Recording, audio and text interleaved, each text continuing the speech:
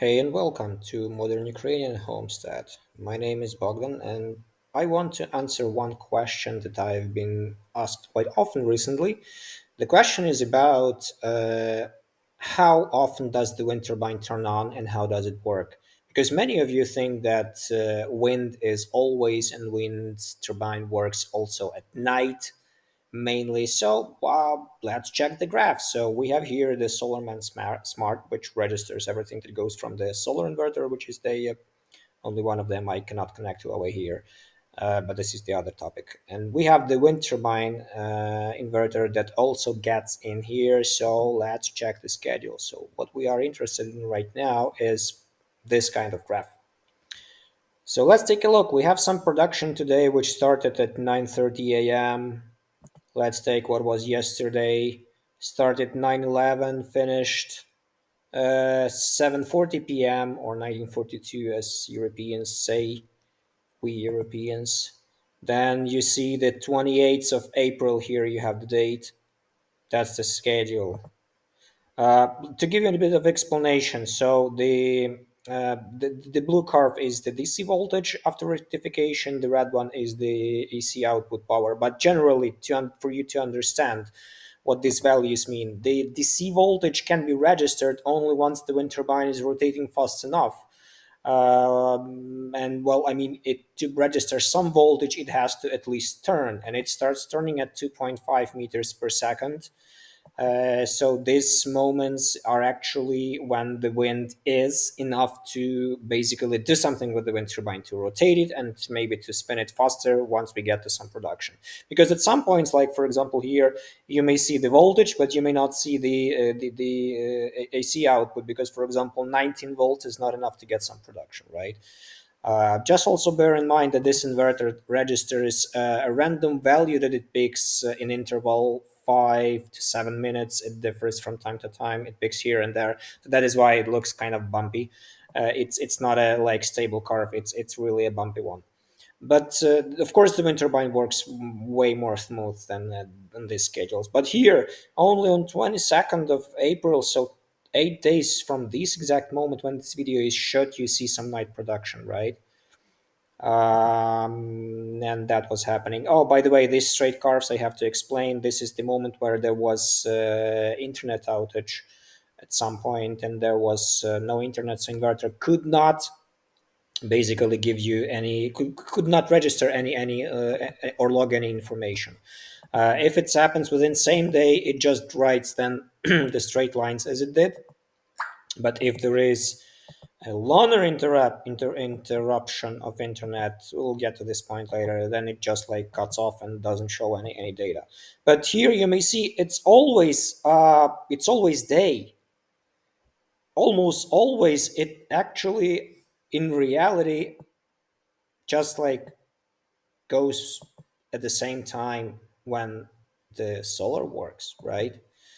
And only a couple of days, like again here, the 4th of April, when we have some night production, and it was also happening at the night before the previous day. So yeah, this is it. Not much at all.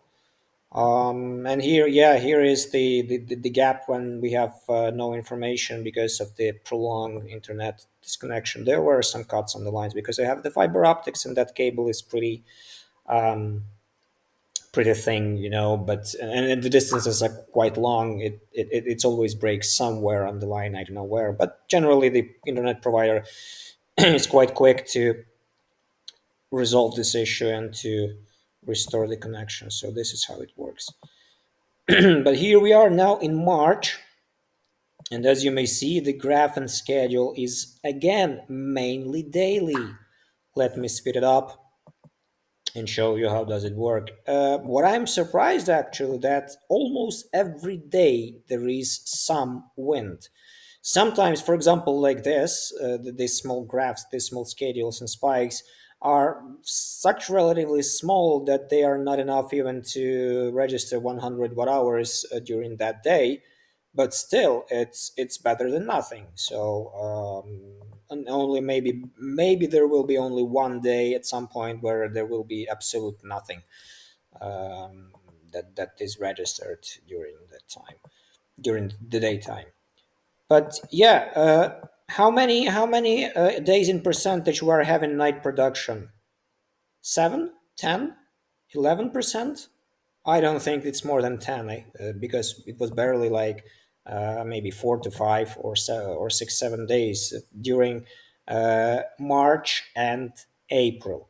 We are now in February, and in February the situation looks slightly better. There will be a lot more night production times like this or like this during the winter time, and like this is when you should use your wind turbine the most, because I guess that 70 to 80% of production time is and actually not the production time only, but also the output capacity is for the winter. From, I would say, not even the winter, but winter plus minus 1 month in the autumn and one in the spring. That's the reality. But yeah, let me speed it up. Oh, by the way, here is the 12th of February, where there is nothing, absolutely nothing. It's only like 21 volts registered and 3 watts at some point, but that's barely nothing, you know. Um, yeah. So let me speed it up so you are able to see and to figure out yourself what kind of graph and schedule there is. So you are not in the illusion that the wind turbine works nights. No, it does not. The problem is that generally, still, it works. There is wind in times when there might be no sun, or the sun is heavily shaded by whatever clouds, rain, snow, I don't know, anything else.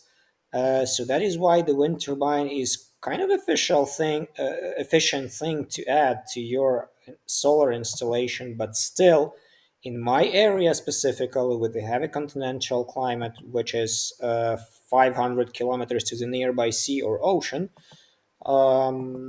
like sea, in my case, it's sea, of course, realistically. But in my area, that's the graph that you will have. That's the schedule that you will have also in the most of the internal continent of Europe, for example, or in the US, or I know in South America and Africa. Maybe it's a little bit different. In Australia, it's also really different. But in Australia, of course, you have to go for sun because there is much more sunlight than here in my area. But in any case, go for globalwindatlas.info website to check your local wind areas, where you will see the speeds, the wind rows, and of course the wind speed depending on the height, and it may help you to decide whether to put the wind turbine in your location or maybe to give it up. Maybe it's better just to add some, I don't know, nice diesel generator and to cover the underproduction of solar that you may have. To install solar, that's, in my opinion, that's an indefinite value. But again, check for solar, go and check with the Global Solar Atlas. There is such a thing as well. So you may see, oh, what was happening? Again, it's an internet outage that was happening during it's December 9th and 10th in my area. But yeah, here you have the schedule. So to sum it up shortly, winter time we have about 35 to 40% of days which were having some night production. That's the reality. And if speaking about springtime, specifically March and April, these days were only maybe 10%, I think.